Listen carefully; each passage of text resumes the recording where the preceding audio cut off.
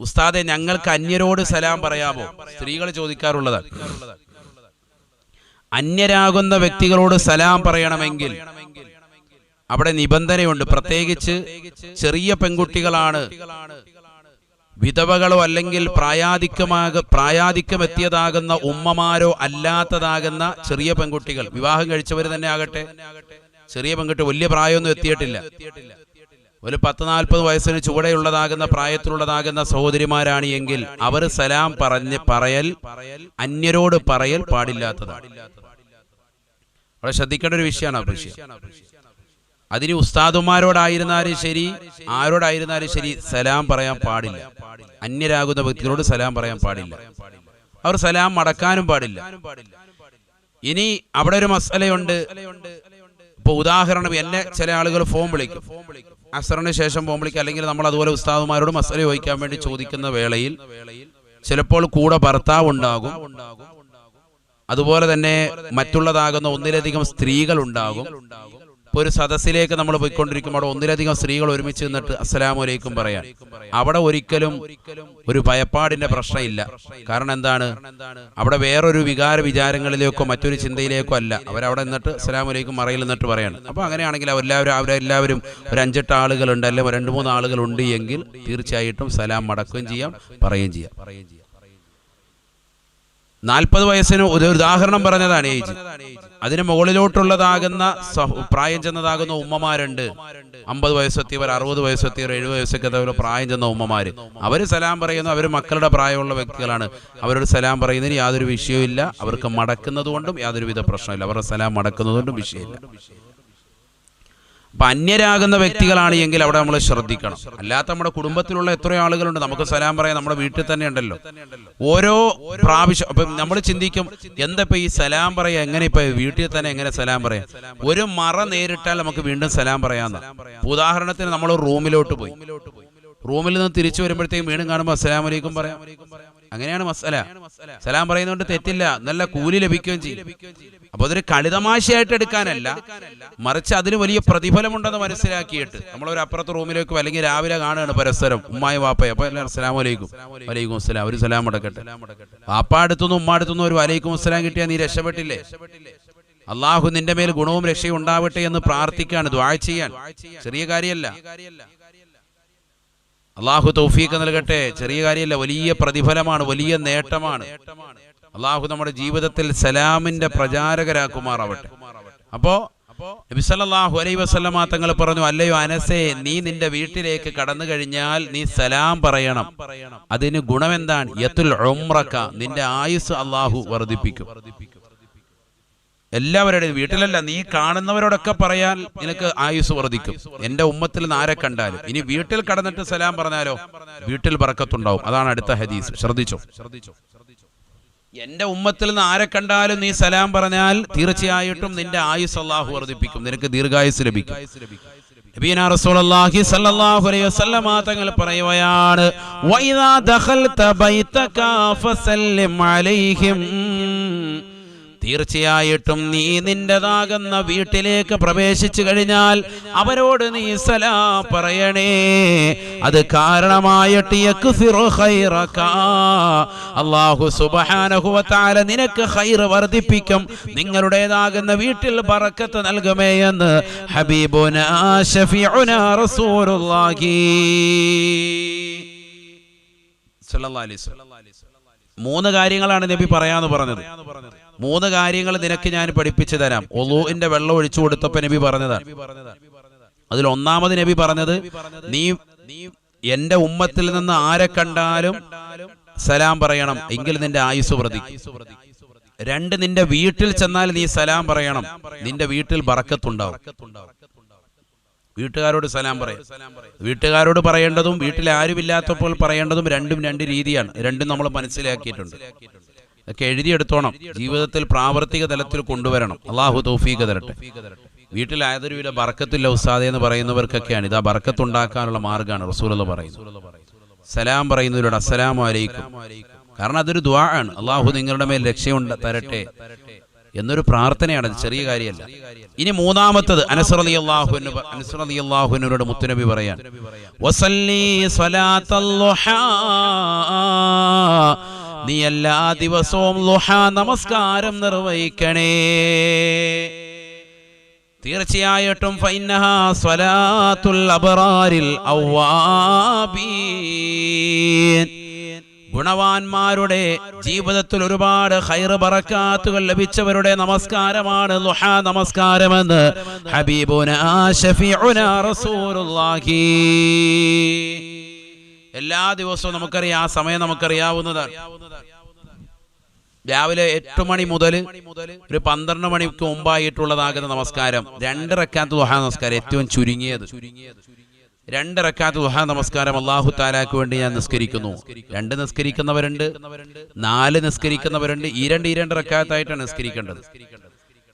ഉസല്ലി സുന്നത്തുൽ ളുഹാ റക്അത്തൈൻ ലില്ലാഹി തആല, അറബിയിലാണെങ്കിൽ അങ്ങനെയാണ് ഇതിന്റെ നിയത്ത്. 2 റക്അത്ത് ളുഹാ നമസ്കാരം അല്ലാഹു തആലാക്ക് വേണ്ടി ഞാൻ നിസ്കരിക്കുന്നു. വീട്ടിൽ ചെയ്യേണ്ടതാണ്, വീട്ടിൽ നിസ്കരിക്കേണ്ട നിസ്കാരങ്ങൾ ഇതൊക്കെ സുന്നത്ത് നിസ്കാരം. രാവിലെ ഒരു 8 മണി സമയമാകുമ്പോഴത്തേക്കും അടുക്കളയിലേക്ക് കയറുന്നതിന് മുമ്പ്, അല്ലെങ്കിൽ അടുക്കളയിൽ കയറി ജോലി ചെയ്യുന്നതിനിടയ്ക്കായിട്ട് മാഷാ അല്ലാഹ് തുടങ്ങിക്കോ, അല്ലാഹു തൗഫീഖ് തരട്ടെ. ഏറ്റവും നല്ല ശ്രേഷ്ഠമായ സമയമാണത്. ഒരു 10 മണി 11 മണിക്ക് മുമ്പായിട്ട് നിസ്കരിക്കുക, അതാണ് ഏറ്റവും ശ്രേഷ്ഠമായ സമയം. 12 വരെ നിസ്കരിക്കാം, 12 സമയം വരെ നിസ്കരിക്കാം. എന്തായാലും ളുഹറിന് മുമ്പ് എന്തായാലും നിസ്കരിക്കണം. ഏറ്റവും ശ്രേഷ്ഠമായ സമയം ശ്രദ്ധിക്കുക, ഒരു 8 to 10 അതിനിടയിൽ നിസ്കരിക്കൽ ഏറ്റവും നല്ലതാണ്. 2 അല്ലെങ്കിൽ 4 അല്ലെങ്കിൽ 6 അല്ലെങ്കിൽ 8 അല്ലെങ്കിൽ 10 അല്ലെങ്കിൽ 12 റക്അത്ത് വരെ നിസ്കരിക്കുന്നവരുണ്ട്. ഇതൊക്കെ നിത്യമായി ചെയ്യുന്നവരുണ്ട്. എല്ലാ ദിവസവും കൃത്യമായി 2 റക്അത്ത് വെച്ച് നിസ്കരിച്ചു പോയാൽ കിട്ടുന്ന നേട്ടം ചെറുതല്ല. ഇൻഷാ അല്ലാഹ് ളുഹാ നമസ്കാരത്തെ കുറിച്ച് തന്നെ നമുക്ക് പറയണം. ഓരോ സുന്നത്ത് നമസ്കാരങ്ങളെ കുറിച്ച് ഇൻഷാ അല്ലാഹ് വരും. അതിൽ ഇൻഷാ അല്ലാഹ് നമുക്കത് വ്യക്തമായിട്ട് പറയാം. അപ്പോൾ 3 കാര്യങ്ങൾ ശ്രദ്ധിക്കണേ എന്ന് പറഞ്ഞതിൽ നബി സല്ലല്ലാഹു അലൈഹി വസല്ലം തങ്ങൾ ളുഹാ കൂടി ഉൾപ്പെടുത്തി. അത് ഗുണവാന്മാരുടെ നമസ്കാരമാണ് എന്ന് സയ്യിദുനാ റസൂലുള്ളാഹി. ഇൻഷാ അല്ലാഹ് കഴിയുന്നവർ നാളെ മുതൽ ഇൻഷാ അല്ലാഹ് അതുകൂടി ചെയ്യണം. നമ്മുടെ ജീവിതത്തിൽ ശ്രദ്ധിക്കാൻ കഴിയുന്നവർ, അതൊക്കെ വലിയ തൗഫീക്ക് കിട്ടുകയാണ്, ചെറിയ കാര്യമല്ല. അങ്ങനെ ചെയ്യുന്നവർക്കൊക്കെ വലിയ നേട്ടമാണ്. അതൊക്കെ നിസ്കരിച്ച് വരുമ്പോഴേ അതിന്റെ നേട്ടങ്ങൾ നമ്മൾ മനസ്സിലാവുള്ളൂ. അല്ലാഹു തൗഫീക്ക് നൽകട്ടെ, അല്ലാഹു തൗഫീക്ക് നൽകട്ടെ.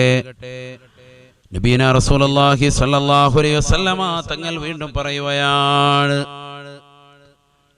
നിന്റെ ജീവിതത്തിൽ ബറക്കത്തുണ്ടാക്കി എടുക്കാനുള്ളതാകുന്ന അടുത്ത കാര്യം, ഓരോരുത്തർക്കും അവരവരുടെ വീട്ടിലുണ്ടായിരിക്കേണ്ട സാധനങ്ങളെ പറ്റി റസൂലുള്ളാഹി പറയുകയാണ്. ആടിനെ വളർത്തൽ വീട്ടിൽ ബറക്കത്തുണ്ടാകും. സയ്യിദുനാ റസൂലുള്ളാഹി. ആട് വീട്ടിലുള്ളവർ എത്ര പേരുണ്ട്? ആടില്ല ഉസ്താദേ, ഞങ്ങളുടെ വീട്ടിൽ ആടുന്നതാകുന്ന നല്ല കട്ടിലുണ്ട്. അതാണ് ഇപ്പോഴത്തെ അവസ്ഥ. ആടുള്ളവരെന്ന് പറഞ്ഞ ആട്, അല്ലാഹു തൗഫീഖ് തരട്ടെ. ആരുമില്ലേ?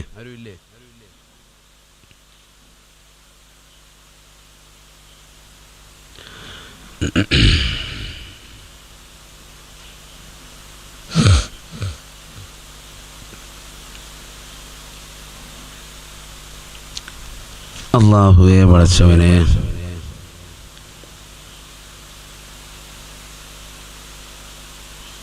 ളുഹാ നിസ്കാരം എപ്പോഴും നിസ്കരിക്കാറുണ്ട്. മാഷാ അല്ലാഹ്, നല്ലതാ. ആടിന്റെ കാര്യം ചോദിച്ചിട്ട് ആരും പറയുന്നില്ലല്ലോ. പറയും ഇൻഷാ അല്ലാഹ്. ആട് വീട്ടിലുള്ളവർ പറയും. ഉണ്ട്. ബാദിഷ കോഴിയുണ്ട്.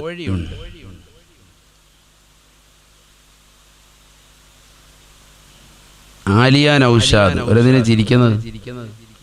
ആടുന്ന കട്ടിലുണ്ടെന്ന് കേട്ടിട്ടാണ്? ഇല്ല. അതാണ് ഇപ്പോഴത്തെ അവസ്ഥ. അതാ ഞാൻ പറഞ്ഞത്. നബിയുനാ റസൂലുള്ളാഹി സ്വല്ലല്ലാഹു അലൈഹി വസല്ലം തങ്ങൾ ഓർമ്മപ്പെടുത്തുകയാണ്, മാമിൻ നബിയൻ ഇല്ലാ വഖദ് റആ, ഒരൊറ്റ പ്രവാചകന്മാരും ഇല്ല, എല്ലാവരും ആടിനെ മേയ്ച്ചവരാണ്. ആടിനെ മേയ്ക്കുക എന്ന് പറയുന്നത് അമ്പിയാക്കളുടേതാകുന്ന സ്വഭാവവിശേഷണങ്ങൾ നേടിയെടുക്കാൻ സാധിക്കും. അല്ലാഹു തൗഫീഖ് തരട്ടെ. എന്ന് പറഞ്ഞാൽ നേതൃപാഠവും ആഗ്രഹിക്കുന്നവർ, അതിന് വീടാകട്ടെ, നാട്ടിലെ പഞ്ചായത്തിൻ്റെതാകുന്ന പ്രസിഡന്റ് ആകട്ടെ, മെമ്പർ ആകട്ടെ, MLA ആകട്ടെ, മന്ത്രിയാകട്ടെ, പ്രധാനമന്ത്രിയാകട്ടെ, മുഖ്യമന്ത്രിയാകട്ടെ, ആരായിരുന്നാലും 10 പേർക്ക് മുന്നിൽ ജനസേവനം നയിക്കുന്നവരാകട്ടെ, റോൾ മോഡൽ നയിക്കാൻ ആഗ്രഹിക്കുന്നവർ തീർച്ചയായിട്ടും ആടിനെ മേയിച്ചിരിക്കണമെന്നാണ്.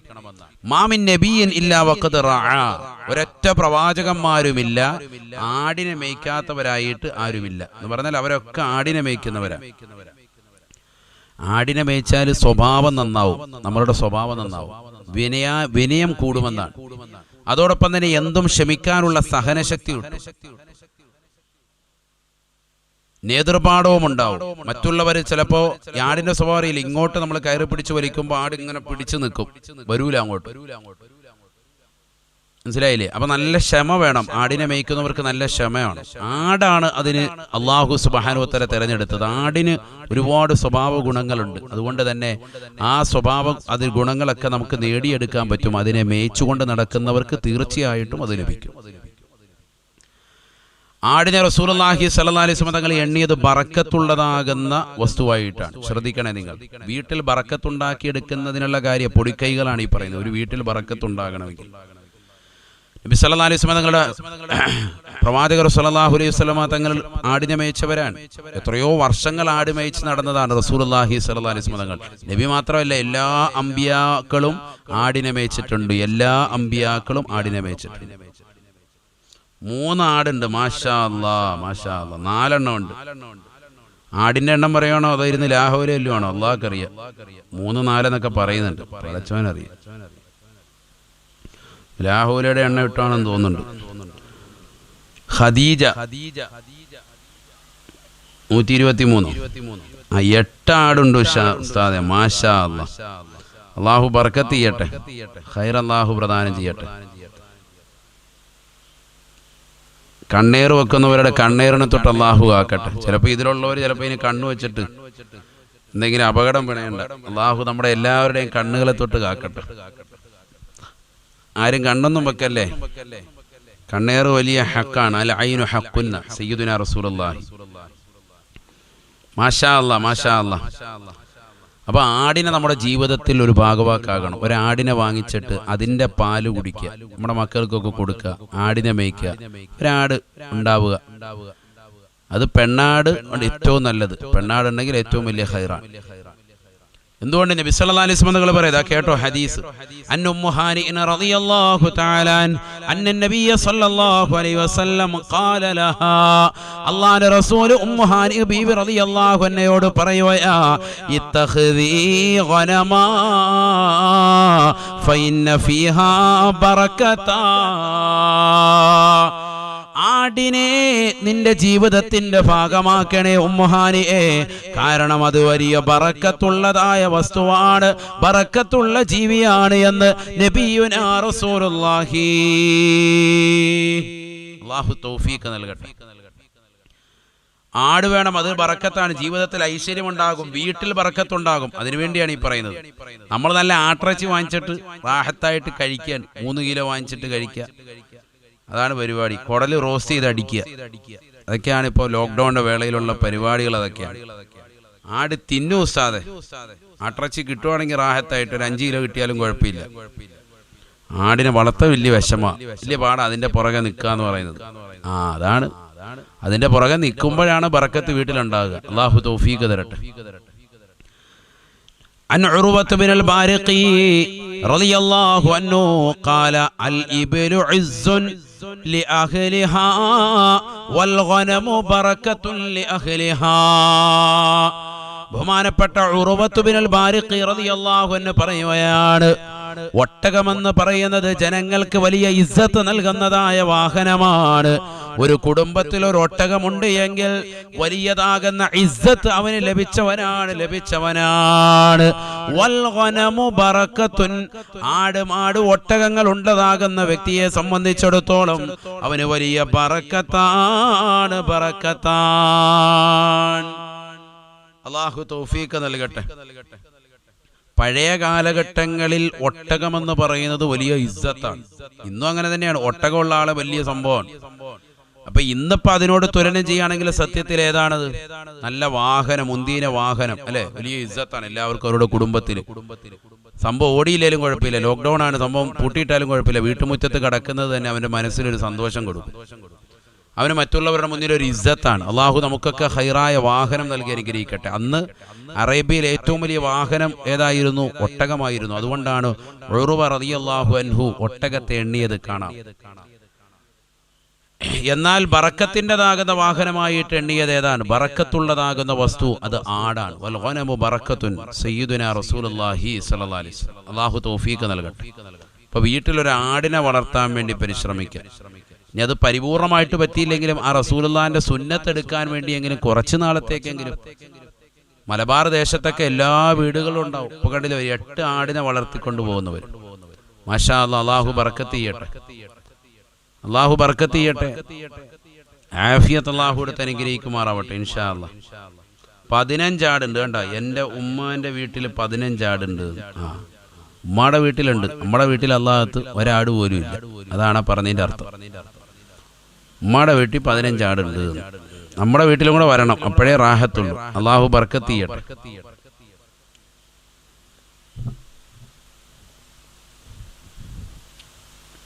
ആ 3 ആടിനെ വാങ്ങണമെന്ന്. അത് തന്നെ, വളർത്താനാണോ കഴിക്കാനാണോ എന്നുള്ളത് നോക്കണം.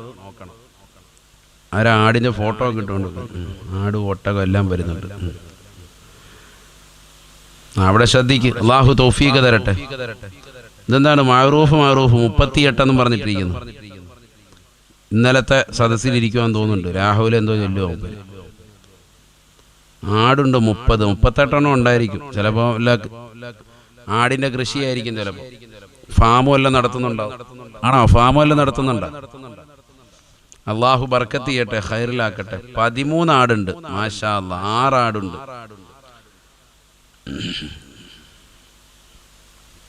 ഒരുപാട് ആടിനെ വളർത്തിയിട്ടുണ്ട്. അതാണ്. അള്ളാഹു ബർക്കത്ത് ചെയ്യട്ടെ.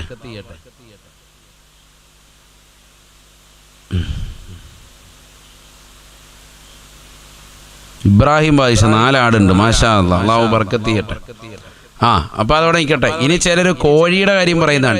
കോഴിയും ബർക്കത്തുള്ളതാണ്. സയ്യിദുനാ റസൂലുള്ളാഹി വീട്ടിലുണ്ടായിരിക്കേണ്ടതാകുന്ന അടുത്തൊരു സാധനമാണ് കോഴി. അതെത്ര പേരുടെ വീട്ടിലുണ്ട് നോക്കട്ടെ, എത്ര കോഴിയുണ്ട് നോക്കട്ടെ. അത് ഈ പറഞ്ഞ പോലെയാണ്, പൊരിച്ചും കഴിച്ചും ഒക്കെ കഴിക്കും. ഈ ലോക്ക്ഡൌണിന്റെ വേളയിൽ ഇഷ്ടം പോലെ കഴിച്ചവരുണ്ട്. പക്ഷെ എന്നാകത്ത് ഒരൊറ്റ കോഴി പോലും വീട്ടിൽ വളർത്തുന്നുണ്ടാവില്ല. കോഴിയെ വളർത്തണം, അത് സുന്നത്താ. അള്ളാഹു തൗഫീഖ് തരട്ടെ. മാഷാ അല്ലാഹ്. ഉണ്ടല്ലോ, ഒരുപാട് പേരുണ്ട്. എന്താണ് കോഴിക്കുള്ള നേട്ടം? എന്താണ്? നല്ല പൂവൻ കോഴിയെ വളർത്തുക. പൂവനും വേണം, പെടയും വേണം. പെടക്കോഴിയാകുമ്പോൾ നല്ല മുട്ടയിടും. ആ മുട്ട വാങ്ങിച്ചിട്ട് മക്കൾക്ക് കൊടുക്കാം, നിങ്ങൾക്കും കഴിക്കാം. പൂവനാവുമ്പോൾ കറക്റ്റായിട്ട് നല്ല വെള്ള പൂവൻ കോഴി ഒരെണ്ണം ഉണ്ടെങ്കിൽ നല്ല റാഹത്ത. മലക്കിനെ കാണുമ്പോൾ പതുക്കെ എന്താവും, നല്ല കൂവല് കൂവും. നബി സല്ലല്ലാഹു അലൈഹി വസല്ലം പറഞ്ഞിട്ടുണ്ട്. ഇതൊക്കെ ഹദീസാ, വെറുതെ പറയുന്നതല്ല, ഹദീസാണ്, സഹിഹായ ഹദീസാണ്. കേട്ടോ. അന്നബി ഹുറൈറ റളിയല്ലാഹു തആല അൻഹു. മാഷാ അല്ലാഹ്. കോഴി ഒരുപാട് പേരുണ്ട് കേട്ടോ. 10 കോഴി, 5 കോഴി. അയൽവാസി ചീത്ത പറയുന്നു. അതാണ് വിഷയം. നമ്മൾ വളർത്തേണ്ട പോലെ വളർത്തണേ. ഇത് തിന്നാൻ സമയമാകുമ്പം അപ്പുറത്തെ പറമ്പിലോട്ട് ഇങ്ങനെ പറത്തി വിടുക, പോയി അപ്പുറത്ത് പോയി കഴിച്ചിട്ട് വാങ്ങും. അപ്പൊ പിന്നെ അയൽവാസി ചീത്ത പറഞ്ഞില്ലെങ്കിലേ ഉള്ള വിഷയമുള്ളൂ. നമ്മുടെ പറമ്പിൽ തന്നെ ഇട്ട് വളർത്തണം. അതിനുള്ള എല്ലാ സൗകര്യങ്ങളും ചെയ്യണം. കൂട് വേണം. രാവിലെ കൂട് തുറന്നു വിട്ട് കഴിഞ്ഞാൽ പതുക്കെ ജനല് വഴി അപ്പുറത്തെ പറമ്പിലോട്ട് പോയി കഴിച്ചിട്ട് വാങ്ങും. അപ്പൊ പിന്നെ അവര് തല്ലിക്കൊല്ലും. അതാണ് പ്രശ്നം.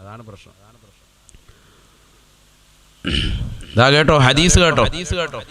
النبي هريرة رضي الله عنه أن النبي صلى الله عليه وسلم قال إذا سمعتم صياح الديكا فاسألوا الله من فضله. നിങ്ങൾ കോഴി കൂവുന്നത് കേട്ട് കഴിഞ്ഞാൽ അല്ലാഹുവിനോട് അവന്റെ ഔദാര്യത്തെ ചോദിക്കണേ. ഫഇന്നഹാ റഅത് മലകാ. പൂവൻ കോഴി കൂവുന്നത് അത് മലക്കിനെ കണ്ടിട്ടാണ് എന്ന് ഹബീബുനാ ശഫീഉനാ റസൂലുള്ളാഹി സ്വല്ലല്ലാഹു അലൈഹി വസല്ലം. കോഴി കൂവുന്നത് ആരെ കണ്ടിട്ടാണ്? മലക്കിനെ കണ്ടിട്ടാണ്. മനസ്സിലാക്കണം സയ്യിദുനാ റസൂലുള്ളാഹി.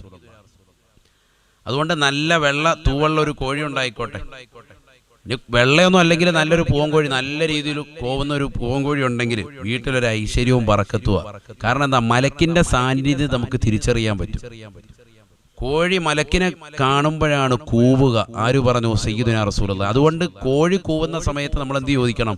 അള്ളാഹുവിനോട് ഖൈറിനെ ചോദിക്കണം. ഒന്നും വേണ്ട, അൽഹംദുലില്ലാഹി റബ്ബിൽ ആലമീൻ, അല്ലാഹുമ്മ സ്വല്ലി അലാ സയ്യിദിനാ മുഹമ്മദിൻ, റബ്ബനാ ആതിനാ ഫിദ് ദുനിയ ഹസനതൻ വഫിൽ ആഖിറതി ഹസനതൻ വഖിനാ അദാബന്നാർ. മതി, എല്ലായി ഒരു ഹംദും സലാത്തും പറഞ്ഞിട്ട് നമ്മൾ ദുആ ചെയ്യുക. കാരണം എന്തിനാ? ആ ദുആ സ്വീകരിക്കാൻ വേണ്ടി ചെറിയൊരു ദുആ ഇങ്ങനെ കോഴി കൂവുമ്പോൾ. എന്നിട്ട് റബ്ബനാ ആതിനാ ഫിദ് ദുനിയ ഹസനതൻ വഫിൽ ആഖിറതി ഹസന, അല്ലാഹു ദുനിയാവിൽ നന്മ തരണേ, ആഖിറത്തിൽ നീ നന്മ തരണേ അല്ലാഹ്, ആമീൻ റഹ്മത്തിക യാ അർഹമർ റഹീമീൻ. ഒരു സലാത്ത് കൂടി തീർന്നു. അങ്ങനെ വേണം. അല്ലാഹു തൗഫീഖ് നൽകട്ടെ. 50 കോഴിയുണ്ട്. മാഷാ അല്ലാഹ്. അല്ലാഹു സ്വീകരിക്കട്ടെ, അല്ലാഹു കബൂലാക്കട്ടെ. അങ്ങനെ വേണം. കോഴിയെ വളർത്തേണ്ട പോലെ വളർത്തണം. അയൽവാസികൾക്ക് ബുദ്ധിമുട്ടുണ്ടാകുന്ന രീതി വളർത്തൽ, അത് പ്രത്യേകം ശ്രദ്ധിക്കണം. അത് അയൽവാസികളെ ബുദ്ധിമുട്ടിക്കരുത് എന്ന് പറയുന്ന ഭാഗത്ത് വിശദീകരിക്കേണ്ടതാണ്. അതൊക്കെ കോഴിയെ തുറന്നുവിടുക. കുറേ കോഴി വളർത്തുന്നുണ്ട്, എന്നിട്ട് അയൽവക്കക്കാർ അതുപോലെ താറാവിനെ വളർത്തുന്നവരുണ്ട്. എന്നിട്ട് അയൽവക്കത്തോട്ട് വിട്ടേക്കുക, അപ്പുറത്തോട്ട് പോയിട്ട് തിന്നിട്ട് വാങ്ങും. പൂച്ചയെ വളർത്തുന്നവരുണ്ട്. തീറ്റയുടെ ഉടമയാകുമ്പോഴത്തേക്കും അപ്പുറത്തെ വീട്ടുകാരുടെ കുക്കറിന്റെ വിസിൽ കേൾക്കുമ്പോഴത്തേക്കും അങ്ങോട്ട് ഇറക്കി വിടുക എന്ന് പറഞ്ഞാൽ അവിടെ പോയി എന്തെങ്കിലും കഴിച്ചിട്ട് വന്നു. അവർ മീൻ വെട്ടുന്ന അമ്മയാകുമ്പോഴത്തേക്കും എന്തെന്നാ മീൻ കിട്ടിയത്, അപ്പോൾ ഇന്ന മീനാണ്, എന്നാൽ പതുക്കെ അതിനകത്ത് കയറിയിട്ട് പൂച്ചയെ വളർത്തുന്ന പൂച്ചയും അല്ലാത്ത പൂച്ചയൊക്കെ പതുക്കെ ഇറക്കി വിടുക അപ്പുറത്തോട്ട്. ആ പരിപാടി പാടില്ല. അതൊക്കെ ശ്രദ്ധിക്കണം. അയൽവക്കക്കാരെ ബുദ്ധിമുട്ടിച്ചുകൊണ്ട് ഒരു സാധനം നമ്മുടെ വീട്ടിൽ വളർത്താൻ പാടില്ല. അതൊക്കെ വലിയ തെറ്റാണ്. അങ്ങനെ ബുദ്ധിമുട്ടാണ്, നിങ്ങൾക്ക് അതിനുള്ള സൗകര്യമില്ല എന്ന് കണ്ടാൽ നിങ്ങൾ തൽക്കാലം ഇത് വളർത്തണ്ട. വീട്ടിൽ ബറക്കത്ത് എന്നുള്ളതാകുന്ന ഒരു പ്രയാസം നമുക്ക് നേരിടുകയാണ്. അതുമാത്രമേ ഉള്ളൂ. അതിന് വേറെ വഴികൾ നമുക്കുണ്ട്. നേരത്തെ പറഞ്ഞ സലാമ് നമ്മൾ അധികരിപ്പിക്കുക. ചിലപ്പോൾ ചിലർക്ക് എല്ലാവർക്കും ചുറ്റുമതിലുണ്ടാവൂല. കോഴിയെ തുറന്നു വിട്ട് കഴിഞ്ഞാൽ നേരെ പറഞ്ഞ് അപ്പുറത്തോട്ട് തന്നെ പോകും. നമ്മൾ പറഞ്ഞു വിടുന്നതല്ല, അത് തീറ്റ എടുത്ത് തന്നെ അങ്ങനോട്ട് പോകുന്നതാണ്. ആ ഒരവസ്ഥ ബുദ്ധിമുട്ടൊക്കെ ആണെന്നുണ്ടെങ്കിൽ തൽക്കാലം നിങ്ങൾ അതിന് നിൽക്കണ്ട. ആടിന്റെ നോക്കിക്കോ. ആടാകുമ്പോൾ പിന്നെ വിഷയമില്ലല്ലോ, കെട്ടിയിടാം. അല്ലാഹു തൗഫീഖ് തരട്ടെ.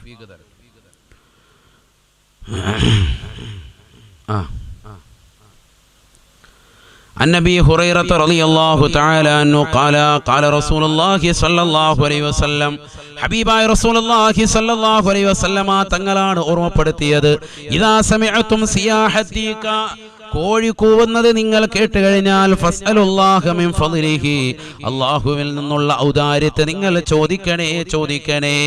ഫഇന്നഹാ റഅത് മലകാ, അത് മലക്കിനെ കണ്ടിട്ടാണ് ആ നിലയ്ക്ക് കൂവുന്നത്. അതുകൊണ്ട് ആ സമയത്ത് മലക്കിനെ കണ്ടതാകുന്ന സമയത്ത് മലക്ക് നിന്റെ കൂടെ ആമീൻ പറയാൻ വേണ്ടി നീ ദുആ ചെയ്യണേ എന്ന് ഹബീബുനാ റസൂലുള്ളാഹി. വഇദാ സമിഅതും നഹീഖൽ ഹമീർ, കഴുതയുടേതാകുന്ന കരച്ചിൽ നിങ്ങൾ കേട്ട് കഴിഞ്ഞാൽ ഫതഅവ്വദു ബില്ലാഹി മിനശ് ശൈത്വാനിർ റജീം, ശപിക്കപ്പെട്ടതാകുന്ന പിശാചിൽ നിന്ന് അല്ലാഹുവിനോട് നിങ്ങൾ കാവൽ തേടണേ. അഊദു ബില്ലാഹി മിനശ് ശൈത്വാനിർ റജീം എന്ന് കാവൽ തേടണേ. ഫഇന്നഹാ റഅത് ശൈത്വാന, അത് ശൈത്വാനിനെ കണ്ടിട്ടാണ് അങ്ങനെ കരയുന്നത് എന്ന് ഹബീബുനാ റസൂലുള്ളാഹി. ഇപ്പൊ 2 ജീവികളെ ഇവിടെ പറഞ്ഞു. ഒന്ന് കോഴി, മറ്റൊന്ന് കഴുത. കഴുത കരയുമ്പോ ശൈത്താനെ കണ്ടിട്ടാണ് കരയുന്നത്. അപ്പോ നീ എന്ത് ചെയ്യണം? അഊദു ബില്ലാഹി മിനശ് ശൈത്വാനിർ റജീം. കോഴി കൂവുമ്പോ മലക്കിനെ കണ്ടിട്ടാണ്. അപ്പോൾ നീ എന്ത് ദുആ ഇരക്കണം? എന്ത് ഖൈറായതും ഔദാര്യം, പടച്ച റബ്ബിന്റെ ഔദാര്യങ്ങൾ നീ ചോദിച്ചു വാങ്ങിക്കോ. കാരണം എന്ത് ചോദിച്ചാലും ഉത്തരം ലഭിക്കും. സയ്യിദുനാ റസൂലുള്ളാഹി. ബഹുമാനപ്പെട്ട ഖാളി ഇയാദ് റളിയല്ലാഹു അൻഹു പറയുകയാണ്, എന്തുകൊണ്ടാണ് മലക്കിനെ കാണുമ്പോൾ പ്രാർത്ഥിക്കാൻ നിന്നോട് പറഞ്ഞത്? സബബുഹു റജാഅ തഅമീനൽ മലായികതി അല ദുആഇ വസ്തിഗ്ഫാരിഹിം വശഹാദതിഹിം ലഹു ബിൽ ഇഖ്ലാസ്. ഖാളി ഇയാദ് റഹിമഹുല്ലാഹ് പറയുകയാണ്, മലക്കിനെ കാണുമ്പോൾ മലക്കിനെ കണ്ടുകൊണ്ട് കോഴി കൂവുന്ന സമയത്ത് നീ ദുആ ചെയ്യാൻ നിന്നോട് പറഞ്ഞത്, തീർച്ചയായിട്ടും നീ ദുആ ചെയ്യുന്ന വേളയിൽ ആ സമയത്ത് തന്നെ നിന്റെ ദുആ യോജിച്ചു വന്നാൽ, കോഴി കൂവുന്ന വേളയിൽ തന്നെ നിന്റെ ദുആ യോജിച്ചു വന്നാൽ തീർച്ചയായും മലക്ക് നിന്റെ ദുആയിന് ആമീൻ പറയുമത്രേ. അല്ലാഹു എന്റെ ജീവിതം നീ ഖൈറിലാക്കണേ അല്ലാ, ഭൗതികവും ആത്മീയമാകുന്ന ജീവിതത്തിൽ നീ ഖൈർ പ്രദാനം ചെയ്യണേ അല്ലാ എന്ന് ഒരു മുഅ്മിനത്താകുന്ന സഹോദരിയോ സഹോദരനോ ദുആ ചെയ്യുമ്പോൾ മലക്ക് ആമീൻ പറയുകയാണ്, ആമീൻ പറയുകയാണ്. തീർന്നില്ല വസ്തിഗ്ഫാരിഹിം, അവന് വേണ്ടി പൊറുക്കലിനെ തേടുകയാണ്. അല്ലാഹുവേ ഈ കോഴി കൂവുന്ന സമയത്ത് ആമീൻ പറയും ദുആ ചെയ്യുന്നതാകുന്ന ഈ മനുഷ്യന് നീ പുറത്തു കൊടുക്കണേ അല്ലാ, ഈ സഹോദരിക്ക് നീ പുറത്തു കൊടുക്കണേ അല്ലാ എന്ന മലക്കവർക്ക് വേണ്ടി ഇസ്തിഗ്ഫാർ തേടുമേ എന്നും ഹബീബുനാ ശഫീഉനാ റസൂലുള്ളാഹി സല്ലല്ലാഹു അലൈഹി വസല്ലം. അതുകൊണ്ട് തന്നെ അല്ലാഹുവിന്റെ റസൂൽ പറയുകയാണ്, വഅൻ സയ്യിദ് ബിൻ ഖാലിദുൽ ജുഹനി റളിയല്ലാഹു അൻഹു അന്ന നബിയ സല്ലല്ലാഹു അലൈഹി വസല്ലം ഖാല ലാ തസുബ്ബുദ്ദീക, നീ ഒരിക്കലും കോഴിയെ ചീത്ത വിളിക്കരുതേ, ചീത്ത വിളിക്കരുതേ. കോഴി ശൈത്താൻ എന്നൊക്കെ പറഞ്ഞിട്ട് ചില ആളുകൾ ഭയങ്കര ഒച്ചപ്പാടും ബഹളം ഉണ്ടാക്കുന്നുണ്ട്. കോഴിയെ ഭയങ്കരമായിട്ട് ചീത്ത വിളിക്കും. പ്രത്യേകിച്ച് അയൽവക്കത്തെ കോഴിയെങ്ങാണ് ഇവിടെ വന്നു കഴിഞ്ഞാൽ അവർ കാണാതെ ബിസ്മില്ല എല്ലിയിട്ട് അറുത്തിട്ട് കറിയും വെച്ചിട്ടുണ്ടാവും, 2 വിസിലടിപ്പിക്കും. അതൊക്കെ ഇപ്പൊ കുറെ കുറഞ്ഞിട്ടുണ്ട്. ഒരുപാട് കോഴിയുണ്ടെങ്കിൽ പതുക്കെ അസ്സലാമു അലൈക്കും അനങ്ങാതിരിക്കും. എന്നിട്ട് ഇത് കഴിഞ്ഞിട്ട് ഒക്കെ ലാഹോലി ചെല്ലിക്കൊണ്ടിരിക്കുക ഭയങ്കരമായിട്ട്, ഉസ്താദ് എല്ലാം പുറത്തു തരണേ അല്ലാഹു, ഒരു കോഴി കഴിച്ചു പോയി. ആ അവസ്ഥ യാതൊരു ഫലവും ഇല്ല. വല്ലി അല്ലാഹു ആക്കട്ടെ. ലാ തസുബ്ബുദ്ദീക, കോഴിയെ നീ ഒരിക്കലും ചീത്ത വിളിക്കരുത് സയ്യിദുനാ റസൂലുള്ളാഹി. കോഴി വന്നിട്ട് നമ്മുടെ മുറ്റത്തുള്ളതാകുന്ന എന്തെങ്കിലുമൊക്കെ കുത്തിപ്പറക്കി തിന്നും, അത് കോഴിയുടെ ഒരു സ്വഭാവമാണ്. അത് നീ അങ്ങനെ തന്നെയാണ്, മനുഷ്യനും അങ്ങനെ തന്നെയല്ലേ. എവിടെയെങ്കിലും ആഹാരം കാണുമ്പോഴത്തേക്കും ചാടി വീഴും. നമ്മൾ പള്ളിയിലാണ്, ഒരു പൊതി കിട്ടി റമദാനിൽ പതുക്കെ വാങ്ങും, വീണ്ടും ഇപ്പുറത്തെ വാതിലിന് അതിലേക്കൂടെ വന്നിട്ട് വീണ്ടും കൊണ്ട് ഹാജിയാർ ഒരു കൈ ഇങ്ങനെ പൊങ്ങിയിരിക്കുന്നു. ബിസ്മില്ല, പുസ്താന് മനസ്സിലായി നേരത്തെ വന്ന ടീം തന്നെയാണിത്, എന്നാലും ആയിക്കോട്ടെ വീണ്ടും കൊടുത്തു. വീണ്ടും അപ്പുറത്തെ സൈഡിൽ അസ്തന്തി മാമിനെ എടുക്കുക ചെല്ലുകയാണ്, അല്ലെങ്കിൽ വേറെ കമ്മിറ്റിക്കാരൻ അവിടെ പൊതി കൊടുക്കുകയാണ്. അപ്പൊ അവിടെ ചെന്നിട്ട് വീണ്ടും റമദാനിലെ കാര്യം പറയുന്നത്, റമദാനിലെ കാര്യം. കാരണം നേരം വെളുത്ത് പിറ്റേ ദിവസം നോമ്പ് പിടിക്കേണ്ടതാണ്, എന്നാലും മനുഷ്യന് ഹവായാണ്, എത്ര കിട്ടിയാലും മതിയാവൂല. അവസാനം ഇതെല്ലാം കഴിഞ്ഞ് പോകുന്നില്ല, പൊതിയെല്ലാം കൊണ്ടുവന്ന് വണ്ടി കൊണ്ട് സൂക്ഷിച്ചൊക്കെ വെച്ച് പിന്നെയും അവിടെ ഇങ്ങനെ കറങ്ങി ഓരോ പൊതി കിട്ടുമ്പോഴത്തേക്കും അവിടെ ഇങ്ങനെ പറമ്പിലോ കുറ്റിക്കാട്ടിലോ കൊണ്ട് ഒളിപ്പിച്ച് വെക്കും. വീണ്ടും കറങ്ങി ഇങ്ങനെ റോന്തി കുറ്റി വന്ന് നിൽക്കും, പരുന്ത് കറങ്ങുന്ന പോലെ. അപ്പുറത്തെ സൈഡിൽ ഇപ്പുറത്തെ സൈഡിൽ കൂടെ ഒക്കെ പോവാൻ.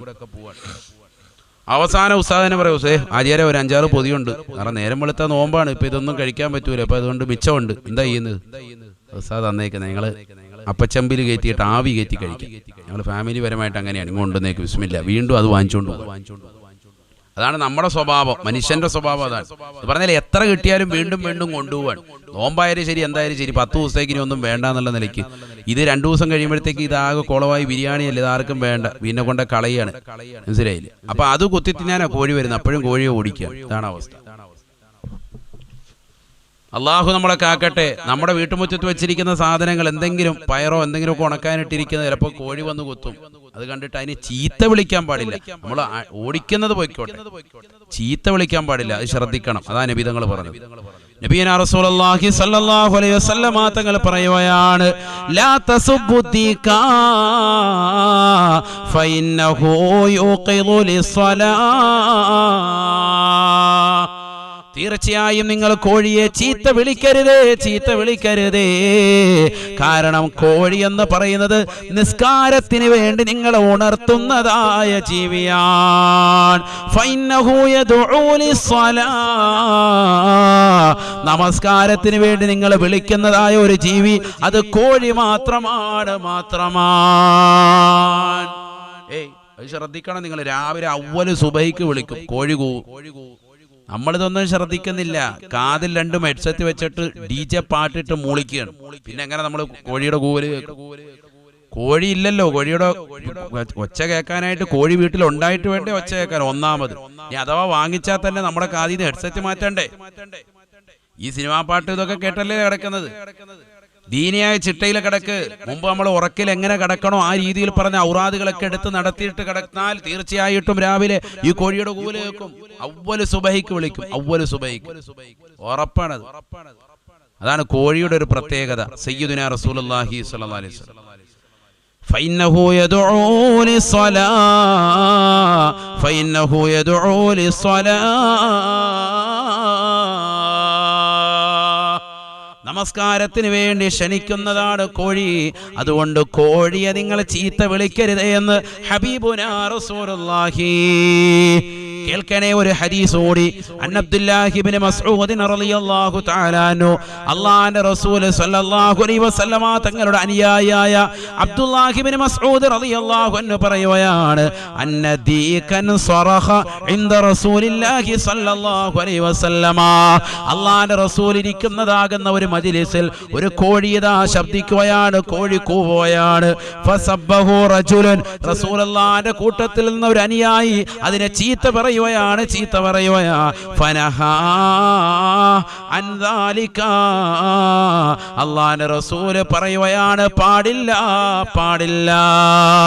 മറ്റൊരു സ്വഹാബി വര്യൻ മറ്റൊരു റിവായത്തിൽ കാണാം, അല്ലാഹുവിന്റെ റസൂലിന്റെ മുന്നിൽ വെച്ചുകൊണ്ട് പറയുകയാണ്, അല്ലാഹുമ്മൽ അൻഹു, അല്ലാഹുവേ ഇതിനെ നീ നശിപ്പിക്കണേ, ശപിക്കണേ അല്ലാഹുവിന്റെ റസൂലേ, ഈ കോഴി തങ്ങളുടെ സവിധത്തിൽ വന്നുകൊണ്ട് ബുദ്ധിമുട്ടാക്കുകയാണോ, അതിനെ ശപിക്കണേ എന്ന അർത്ഥത്തിൽ വർത്തമാനം പറഞ്ഞപ്പോ അല്ലാഹുവിന്റെ റസൂല് പറയുകയാണ്, കല്ലാ, പാടില്ല സ്വഹാബി, അങ്ങനെ പറയാൻ പാടില്ല. ഒരു ശാപവാക്കും അതിന്മേൽ നമ്മൾ പറയാൻ പാടില്ല. ഒരു ചീത്തയുള്ള വാക്കുകളും കോഴിയിൽ നിങ്ങൾ വെക്കരുതേ, പറയരുതേ. ഫഇന്നഹാ യദ്ഉ ലിസ്സലാ, നമസ്കാരത്തിന് വേണ്ടി ജനങ്ങളെ കൃത്യമായി ക്ഷണിക്കുന്നതായ ജീവിയാണ്. അതുകൊണ്ട് തന്നെ കോഴിയെ ചീത്ത വിളിക്കരുത് എന്ന് ഹബീബുനാ റസൂലുള്ളാഹി സ്വല്ലല്ലാഹു അലൈഹി വസല്ലം. കോഴിയെ ചീത്ത വിളിക്കാൻ പാടില്ല. അല്ലാഹു തൗഫീഖ് നൽകട്ടെ. ഇത് പുതിയ അറിവാണെന്ന് കുട്ടി പാണത്തൂർ. അതിനാണ് നിങ്ങൾ റൂഹേ ബയാനി വരണമെന്ന് പറഞ്ഞത്. ഇപ്പോഴേ പുതിയ അറിവ് കിട്ടുള്ളൂ. അല്ലാഹു തൗഫീഖ് തരട്ടെ. ഇനി അടുത്തത് നിന്റെ വീട്ടിലുണ്ടായിരിക്കേണ്ട അടുത്ത സംഗതി. ഇപ്പൊ ഒന്ന് രണ്ട് കാര്യങ്ങൾ മാത്രമാണ് പറയുന്നത്. അടുത്തത് ഇൻഷാ അല്ലാഹ്. സമയം കഴിഞ്ഞോ? ഇതും കൂടി പറഞ്ഞേക്കാം. എന്താ കേട്ടോ? നബിയനാ റസൂലുള്ളാഹി സ്വല്ലല്ലാഹു അലൈഹി വസല്ലമ തങ്ങൾ പറയുകയാണ്, ബിസ്മി ചൊല്ലാതെ ഒരു കാര്യവും നീ നടത്തരുതേ, അത് ബറക്കത്തില്ലാത്തതായ കാര്യമാണ്. ബറക്കത്ത് കിട്ടണമെങ്കിൽ എല്ലാത്തിലും എന്ത് വേണം? ബിസ്മി വേണം. എല്ലാ നന്മയുള്ള കാര്യത്തിലും മോമിൻ എന്ത് കൊണ്ടുവരണം? ബിസ്മി കൊണ്ടുവരണം. മോമിൻ ചെയ്യുന്നത് എന്തും എന്താണ്? നന്മയുള്ള കാര്യമാണ്. അവൻ നന്മയല്ലാത്ത ആർക്കും ഉപദ്രവമുള്ള കാര്യം ചെയ്യുകയില്ല, ചെയ്യാൻ പാടില്ല. അങ്ങനെയാണല്ലോ. അൽ മുസ്ലിമു മൻ സലിമൽ മുസ്ലിമൂന മിൻ ലിസാനിഹി വയദിഹി. തന്റെ നാവും തന്റെ കരങ്ങളും മറ്റുള്ളവരിൽ നിന്ന് പരിപൂർണമായി അവരെ ഉപദ്രവിക്കുന്നതിൽ നിന്ന് സംരക്ഷണം വരുത്തിയെങ്കിൽ മാത്രമേ അവൻ മുഅ്മിനാവുകയുള്ളൂ, മുസ്ലിം ആവുകയുള്ളൂ. അതാണ് റസൂലുള്ളാഹി പഠിപ്പിച്ചത്. മുസ്ലിം എന്നതിന്റെ നിർവചനം അത് തന്നെയാണ്. അൽ മുസ്ലിമു മൻ സലിമൽ മുസ്ലിമൂന മിൻ ലിസാനിഹി വയദിഹി. തന്റെ കരങ്ങളും തന്റെ നാവും മറ്റുള്ളതാകുന്ന ആളുകൾ മുസ്ലിമീങ്ങളിൽ നിന്ന് അവരെ തൊട്ട് പരിപൂർണമായി സംരക്ഷണം കൊടുത്തവനായിരിക്കണം. എല്ലാവർക്കും പരിപൂർണ്ണ സംരക്ഷണം കൊടുത്തവനായിരിക്കണം. അവനെ മുസ്ലിം ആവുകയുള്ളൂ. എന്ന് പറഞ്ഞാൽ നിന്റെ ജീവിതത്തിൽ പരിപൂർണമായി നന്മയെ ഉണ്ടാവുകയുള്ളൂ. അങ്ങനത്തെ ഒരു മോമിനെ സംബന്ധിച്ചിടത്തോളം അവന്റെ എല്ലാ നന്മയാർന്ന പ്രവർത്തനങ്ങളിലും എന്ത് വേണം? ബിസ്മി വേണം. അത് ബറക്കത്തുണ്ടാകുമെന്ന് സയ്യിദുനാ റസൂലുള്ളാഹി. അപ്പൊ ബറക്കത്തുണ്ടാക്കിയെടുക്കാൻ എന്ത് നന്മ ചെയ്താലും ബിസ്മി. ഫോൺ ഇങ്ങനെ എടുക്കണം, അപ്പൊ ബിസ്മില്ലാഹിർ റഹ്മാനിർ റഹീം. ഖുർആൻ എവിടെന്നെങ്കിലും എടുക്കണം, ബിസ്മില്ലാഹിർ റഹ്മാനിർ റഹീം. ഭക്ഷണം ഇങ്ങനെ പാചകം ചെയ്യാണ് സഹോദരിമാര്, അതിന് ദോശ ഇങ്ങനെ ചുടുകയാണ്, അതിലോട്ട് ഒഴിക്കുക, ബിസ്മില്ലാഹിർ റഹ്മാനിർ റഹീം. ദോശ മാവ് അരയ്ക്കാണ്, അപ്പൊ മിക്സി ഓൺ ചെയ്യാണ്, അപ്പൊ ബിസ്മില്ലാഹിർ റഹ്മാനിർ റഹീം. എന്തു ആയിക്കോട്ടെ, നിങ്ങൾ അരകല്ലിൽ അരയ്ക്കാൻ തുടങ്ങാണ്, അപ്പൊ അതിലേക്ക് സാധനം എടുത്തു വെച്ച് ബിസ്മില്ല. അരയ്ക്കാൻ തുടങ്ങി, ബിസ്മില്ല. കറി പാചകം ചെയ്യുന്നു, ബിസ്മില്ല. അതിലേക്ക് ഉപ്പിടുന്നു, ബിസ്മില്ല. അങ്ങനെ ചെയ്തു നോക്കിക്കേ. എല്ലാത്തിലും ഒരു ബിസ്മി കൊണ്ടുവന്ന് നോക്കിക്കേ. ഭയങ്കര ബറക്കത്തായിരിക്കും, ഭയങ്കര ബറക്കത്തായിരിക്കും. വളരെ കുറച്ച് ഭക്ഷണം മതി, പക്ഷെ എല്ലാവർക്കും അതുകൊണ്ട് മതിയാവും. ബിസ്മിയല്ലേ കഴിച്ചാൽ തന്നെ വയറ് പെട്ടെന്ന് നിറയും. അങ്ങനെയാണ്. ബിസ്മി ചൊല്ലി ആഹാരം കഴിച്ചാല് വയറ് പെട്ടെന്ന് നിറയും, അധികം കഴിക്കേണ്ടി വരൂല. നിങ്ങളൊന്ന് അങ്ങനെ കഴിച്ചു നോക്കിയാൽ, ബിസ്മി ചൊല്ലിയായിട്ട് ആഹാരം കഴിച്ചു നോക്കുക ഇനി മുതൽ. ഇതൊക്കെ നമുക്കറിയാം. ഇതൊക്കെ ഈ പറയുന്ന വിഷയങ്ങളൊക്കെ നമുക്കറിയാം. ചിലരുടെ വീട്ടിൽ കോഴിയുണ്ട്, ചിലരുടെ വീട്ടിൽ ആടുണ്ട്. ഈ പറഞ്ഞ വിഷയങ്ങളൊക്കെ നമുക്കുണ്ട്. പക്ഷെ ഇതിൻ്റെയൊക്കെ ഒരു നേട്ടവും മഹത്വവും മനസ്സിലാക്കിയെങ്കിലല്ലേ സഹോദരങ്ങളെ, സഹോദരിമാരെ, നമുക്കതുകൊണ്ട് ഖൈറുണ്ടാവുള്ളൂ. ബിസ്മി ചെല്ലണം എന്നുള്ളതറിയാം, പക്ഷെ ചെല്ലുന്നുണ്ടോ എന്നുള്ളതാണ് നമ്മുടെ വിഷയം. അവിടെയാണ് പ്രശ്നം. അവിടെയാണ് നമ്മുടെ ഈ സദസ്സിന്റെ പ്രാധാന്യം. ഇതൊരു ഓർമ്മപ്പെടുത്തലാണ്. എല്ലാ കാര്യത്തിലും ബിസ്മി വരണം. ആഹാരം കഴിക്കുന്നതിന് തൊട്ട് മുമ്പ് ബിസ്മി ചെല്ലണം. സുപ്രയിലിരിക്കാണ്, എല്ലാവരും ഇരിക്കുന്നു, ഒരാളെങ്കിലും ഉറക്കെ ഒന്ന് ബിസ്മിയിൽ നോക്കിയേ. ഗൃഹനാഥൻ ബിസ്മില്ലാഹിർ റഹ്മാനിർ റഹീം. അപ്പായും മക്കളും കുടുംബമൊക്കെ ഒരുമിച്ചിരുന്ന് ആഹാരം കഴിക്കേണ്ടത്, അല്ലാതെ ഓരോരുത്തർക്കും ഓരോ തർത്തീബ്. അത് പാടില്ല, അത് ഗുണവുമില്ല.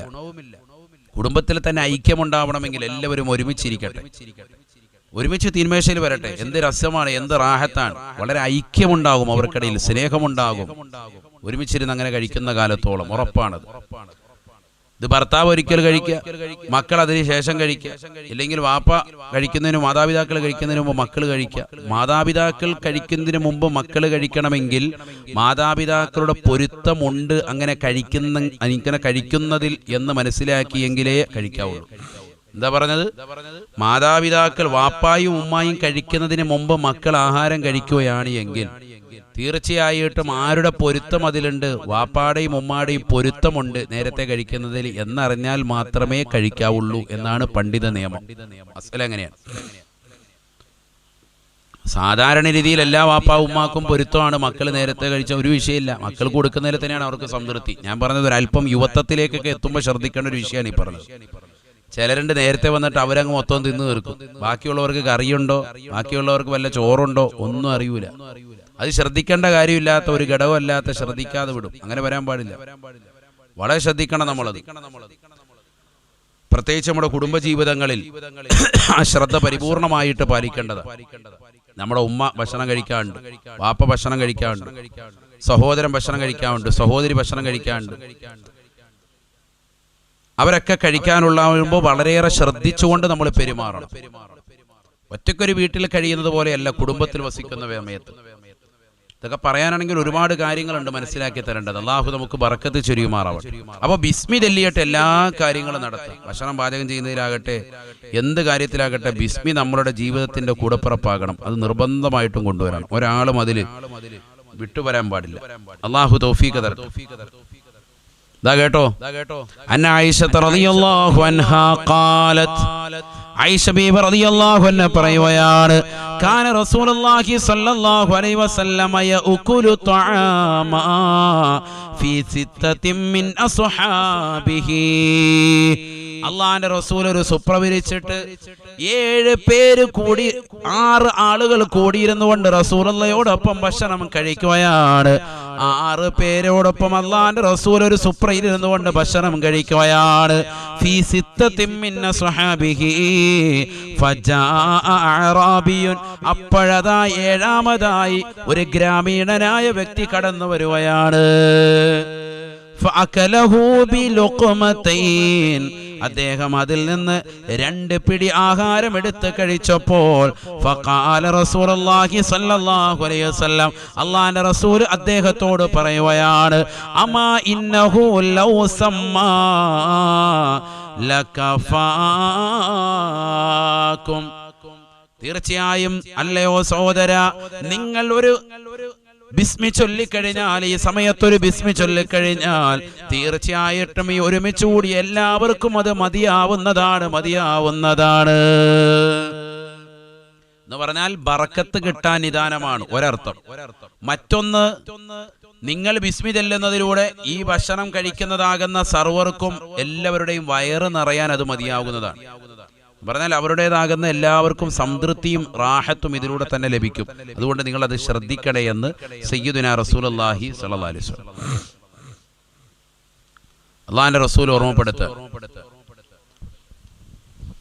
അന്ന ആയിഷ റളിയല്ലാഹു തആല അൻഹാ അന്നഹാ ഖാലത്. ആയിഷ ബീവി റളിയല്ലാഹു അൻഹ നിവേദനം ചെയ്ത ഹദീസാണ് ഈ പറഞ്ഞത്.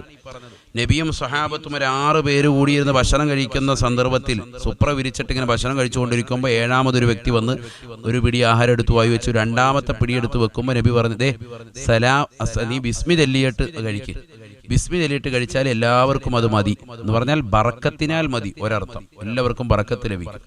അതല്ല, രണ്ടാമത്തത് എല്ലാവർക്കും വയറ് നിറയാനും അത് മതി, അത് മതിയാവുന്നതാണ്, എല്ലാ രീതിയിലും അത് ഐശ്വര്യമാണ് എന്ന് സയ്യിദുനാ റസൂലുള്ളാഹി സ്വല്ലല്ലാഹു അലൈഹി വസല്ലം. അപ്പോൾ വീട്ടിൽ ഒരാൾ ഉണർത്തിയാൽ മതി, എല്ലാവരും ഒരുമിച്ചിരിക്കുമ്പോൾ സുപ്രയിൽ ഒരാൾ ഉറക്കെ ചൊല്ലിയാൽ മതി. ഒരൊക്കെ ബിസ്മില്ലാഹിർ റഹ്മാനിർ റഹീം എന്ന് വാപ്പാനെ അങ്ങോട്ട് ചൊല്ലിക്കോ. ഇത് മക്കൾക്ക് ആഹാരം കൊടുക്കാൻ എല്ലാവർക്കും അറിയാം, വയറ് നിറപ്പിക്കാനും അറിയാം, വയറ് നിറച്ചതിന്റെ പിറകെ ജ്യൂസ് കൊടുക്കാൻ അറിയാം, പിന്നീട് വെള്ളം കൊടുക്കാൻ അറിയാം, ഉറങ്ങുന്നതിന് മുമ്പ് പാല് കൊടുക്കാനറിയാം, മുട്ട കൊടുക്കാനറിയാം, ഒക്കെ ചെയ്യിക്കും. പക്ഷെ ബിസ്മി ചെല്ലുന്ന വിഷയത്തിൽ നമ്മളൊക്കെ തടസ്സം നിൽക്കും, ശ്രദ്ധിക്കുന്നില്ല. അത് ചെറുപ്പത്തിലേ ശീലിപ്പിക്കണം. ഇരുന്നു കൊണ്ട് കുടിക്കാനും ഇരുന്നു കൊണ്ട് കഴിക്കാനും നമ്മൾ ശീലിപ്പിക്കണം. അതങ്ങനെ നിർബന്ധമായിട്ട് നമ്മൾ ശീലിപ്പിക്കണം. അതിലൊക്കെ ഹൈറുണ്ട്. അള്ളാഹു തൗഫീഖ് തരട്ടെ. നബിയുനാ റസൂലുള്ളാഹി സ്വല്ലല്ലാഹു അലൈഹി വസല്ലം തങ്ങൾ പറയുകയാണ്, عن ابن عباس رضي الله تعالى عنهما قال البركة تنزل في وسط الطعام. അല്ലാഹുവിന്റെ റസൂൽ സല്ലല്ലാഹു അലൈഹി വസല്ലം തങ്ങൾ പറഞ്ഞതായി ഇബ്നു അബ്ബാസ് റളിയല്ലാഹു അൻഹു പറയുകയാണ്, അൽ ബറകതു തൻസിലു ഫീ വസതി ത്വആം. ബറക്കത്ത് അല്ലാഹു ഭക്ഷണത്തിൽ ഇറക്കുന്നത് ഭക്ഷണത്തിന്റെ മധ്യത്തിലൂടെയാണ്, അതിന്റെ നടുവിലൂടെയാണ് അല്ലാഹു ബറക്കത്ത് ചൊരിയുക. അതുകൊണ്ട് തന്നെ ഫകുലൂ മിൻ ഹാഫിയതൈ, ഭക്ഷണം കഴിക്കുമ്പോൾ അതിന്റെ സൈഡിൽ നിന്ന് കഴിക്കണമെന്ന് നബിയുനാ റസൂലുള്ളാഹി. വലാ തഅകുലൂ മിൻ വസതിഹി, ഭക്ഷണം കഴിക്കുമ്പോൾ അതിന്റെ മധ്യഭാഗത്ത് നിന്ന് കഴിക്കരുത് എന്ന് ഹബീബുനാ റസൂലുള്ളാഹി സ്വല്ലല്ലാഹു അലൈഹി വസല്ലം. കാരണം എന്താ? മധ്യത്തിൽ നിന്നാണ് ബറക്കത്ത് ഇറങ്ങുക, അതെല്ലാ സൈഡിലേക്കും ഇങ്ങനെ വ്യാപിച്ചു വരികയാണ്. അപ്പൊ നീ സൈഡിൽ നിന്ന് കഴിക്കുക, നടുക്കുന്ന തന്നെ വേഗം ഉരുളെടുത്ത് കഴിക്കരുത്, അപ്പൊ ബാക്കിയുള്ളത് ബറക്കത്തില്ലാതാവും. ഭക്ഷണത്തിൽ ബറക്കത്തുണ്ടാവുക. നമ്മൾ ചോറ് വിളമ്പി ഒരു പാത്രത്തിലേക്ക്, ആ പാത്രത്തിൽ വിളമ്പി വെച്ചിരിക്കുന്ന ചോറിന്റെ നടുവിലാണ് അള്ളാഹു ബറക്കത്ത് നൽകുക.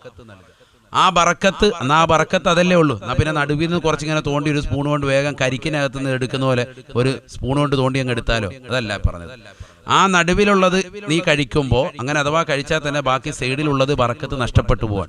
അപ്പൊ എല്ലാ ഭാഗത്തും ബറക്കത്ത് ലഭിക്കണമെങ്കിൽ നീ നിന്റെ സൈഡിൽ നിന്ന്, നിന്റെ ഓരത്തിൽ നിന്ന് കഴിക്കുക. ഇത് ഒരു സാധനമാണെങ്കിലാണ് ഈ പറയുന്നത് കേട്ടോ. ഹദീസ് ഒരുപാടുണ്ട് ഈ വിഷയത്തിൽ. ഭക്ഷണം കഴിക്കുന്നതിന്റെ മര്യാദകളൊക്കെ നമുക്ക് പഠിക്കേണ്ടതുണ്ട്, മനസ്സിലാക്കേണ്ടത് ഒരുപാട് പറയാനുണ്ട്. നബി സല്ലല്ലാഹു അലൈഹി വസല്ലമ തങ്ങളുടെ സവിധത്തിൽ ഒരു സഹാബി വര്യൻ വന്ന ഒരു ചെറിയ കുട്ടിയാണ്. ഭക്ഷണം കഴിക്കുന്നുണ്ടപ്പോൾ നബി അദ്ദേഹത്തോട് പറഞ്ഞു, നീ ബിസ്മി ചൊല്ലിയിട്ട് കഴിക്കുക. വകുൽ മിമ്മ യലീക, നിന്റെ അടുത്ത് നിന്ന് നീ കഴിക്കുക. സയ്യിദുനാ റസൂലുള്ളാഹി. അത് ഏത് ഭക്ഷണമാണ്? ഒരു തരത്തിലുള്ള ഭക്ഷണമാണ്, ഒരേ തരത്തിലുള്ള ഭക്ഷണമാണ് കഴിക്കുന്നതെങ്കിൽ അടുത്ത് നിന്ന് തന്നെ കഴിക്കണം. ഇപ്പോൾ ഉദാഹരണം, നമ്മൾ ചോറ് കഴിക്കാം. അപ്പോൾ ചോറ് കഴിക്കുമ്പോൾ നമ്മൾ അടുത്ത് നിന്ന് തന്നെ കഴിക്കാം, ഒരു സാധനം തന്നെ. അതേ സമയത്ത് നബി സല്ലല്ലാഹു അലൈഹി വസല്ലമ തങ്ങളും ഇതേ സ്വഹാബി തന്നെയും വേറൊരു സദസ്സിൽ വന്നപ്പോഴത്തേക്കും, സുപ്രയിൽ വന്നപ്പോൾ അവിടെ വിവിധങ്ങളാകുന്ന ഭക്ഷണങ്ങളുണ്ട്. മറ്റൊരു സ്വഹാബിയുടെ വീട്ടിൽ സൽക്കാരത്തിന് പങ്കെടുത്തത്. അപ്പൊ ഈ സ്വഹാബി വരെ അടുത്തുനിന്ന് തന്നെ കഴിച്ചുകൊണ്ടിരിക്കുക. കാരണം അടുത്തുള്ളത് എന്തോ മുന്തിരിയം കണ്ടാണ്, പാവം പിടിച്ചവൻ അത് മാത്രം കഴിച്ചുകൊണ്ടിരിക്കുക. അപ്പൊ നബി പറഞ്ഞ്, അത് നീ മാറി മാറി എടുത്തോളി, എല്ലാ സാധനങ്ങളും നിനക്ക് ഇഷ്ടമുള്ളതൊക്കെ എടുക്കും. സയ്യിദുനാ റസൂലുള്ളാഹി സ്വല്ലല്ലാഹു അലൈഹി വസല്ലം. എടുക്കുമ്പോൾ സൈഡിൽ നിന്ന് എടുക്കണമെന്നർത്ഥം. ബാക്കി വേറെ ഓറഞ്ച് ഉണ്ടാകും, ആപ്പിൾ ഉണ്ടാകും, ഈന്തപ്പഴം ഉണ്ടാകും, വിവിധങ്ങളാകുന്ന ഭക്ഷണങ്ങൾ ഉണ്ടാകും. നീ ബിരിയാണി കഴിക്കാൻ വേണ്ടി ചെന്ന ഒരു സ്ഥലത്ത് തന്നെ ചിലപ്പോൾ വേറെ സംഭവങ്ങളൊക്കെ ഉണ്ടാവും. നിനക്ക് ഇഷ്ടപ്പെട്ട വിഭവങ്ങളൊക്കെ അവിടെ മാറിയിരിക്കുക. അപ്പോൾ മുസ്ലിയാർ പറഞ്ഞത് ഇവിടുന്ന് തുടങ്ങാനാണ്. ഇവിടുന്ന് ഇങ്ങനെ തുടങ്ങി വരുമ്പോൾ ബാക്കിയുള്ള അപ്പുറത്തിരിക്കുന്ന കുഴിമന്തിയൊക്കെ വല്ലവനും തിന്നുകൊണ്ട് പോകും. എല്ലാം തീർന്ന് നിനക്ക് വെറുംചോറും കറിയും മാത്രം. അപ്പൊ അതുകൊണ്ട് അവിടെ നീ എന്ത് ചെയ്യുക, മറ്റുള്ള ഭക്ഷണങ്ങളും കഴിക്കുന്ന ക്വാണ്ടിറ്റി നീ ശ്രദ്ധിക്കണം. നീ നിന്റെ വയറ് നീ ശ്രദ്ധിച്ചോണം. 1/3 നിറയ്ക്കാവുള്ളൂ. എന്നാൽ ആ നിറയ്ക്കുന്നത് അള്ളാഹുവിന്റെ ഇബാദത്തിന് വേണ്ടിയാണെന്നുള്ള ചിന്തയിൽ കുറേശ്ശെ കഴിക്കുക. കഴിക്കുമ്പോൾ അതിൻ്റെതാകുന്ന അളവ് നീ ശ്രദ്ധിച്ചോണം. പക്ഷെ വിവിധങ്ങളാകുന്ന ആഹാരം വരുമ്പോൾ നിന്റെ കൈ അവിടേക്കും ഇവിടേക്കും കൊണ്ടുപോകാം. ഒരിക്കലും അപ്പോൾ നീ ആ വിഷയം ശ്രദ്ധിക്കേണ്ടതില്ല. അതല്ലാതെ ഒരു സാധാ സീതാ ഒരു ഭക്ഷണമാണ് കഴിക്കുന്നത്, ഒരേ ആഹാരമാണ് കഴിക്കുന്നതെങ്കിൽ അപ്പോൾ നീ നിന്റെ പാത്രത്തിന്റെ അറ്റത്ത് നിന്ന് തന്നെ കഴിക്കണം. എന്തുകൊണ്ട്? നടുക്കുന്നിങ്ങനെ ബറക്കത്ത് നിന്റെ സൈഡിലേക്ക് ഇറങ്ങിക്കൊണ്ടിരിക്കുകയാണെന്ന് സയ്യിദുനാ റസൂലുള്ളാഹി സ്വല്ലല്ലാഹു അലൈഹി വസല്ലം.